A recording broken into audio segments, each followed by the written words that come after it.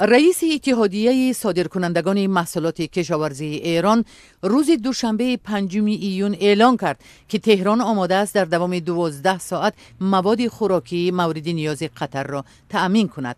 طبق گزارش ها در پی قطع رابطه های عربستان سعودی و چند کشور عربی، مردم قطر به فروشگاه ها شتافتند و از ترس کمبود غذا دکان ها را خالی کردند. عربستان سعودی، امارات متحده عرب، مصر و بحرین قطر را به پشتیبانی از گروه های اسلامی افراطی و ناآرام کردن منطقه عیبدار نموده و روابط دیپلماتی را با این کشور قطع کردند. این تحریم برای قطر، کشوری که به واردات غذا و اشیا توسط خاک عربستان سعودی وابسته است، می تواند با نرخ گران انجام شود.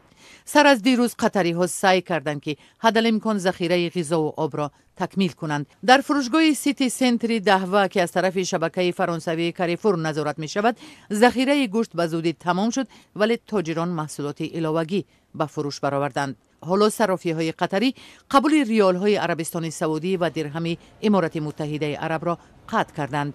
بسیاری ها می خواهند دلار آمریکایی خریداری کنند.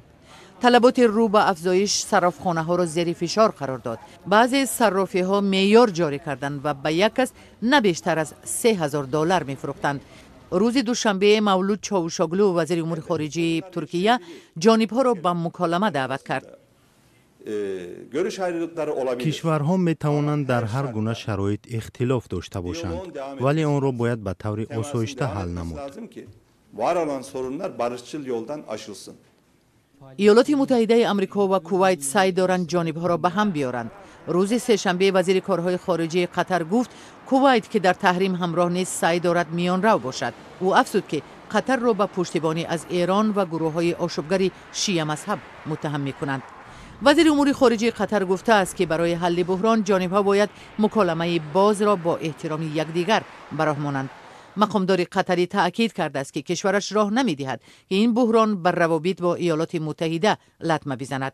قطر میزبان بزرگترین پایگاه هوایی آمریکا در منطقه خلیج است.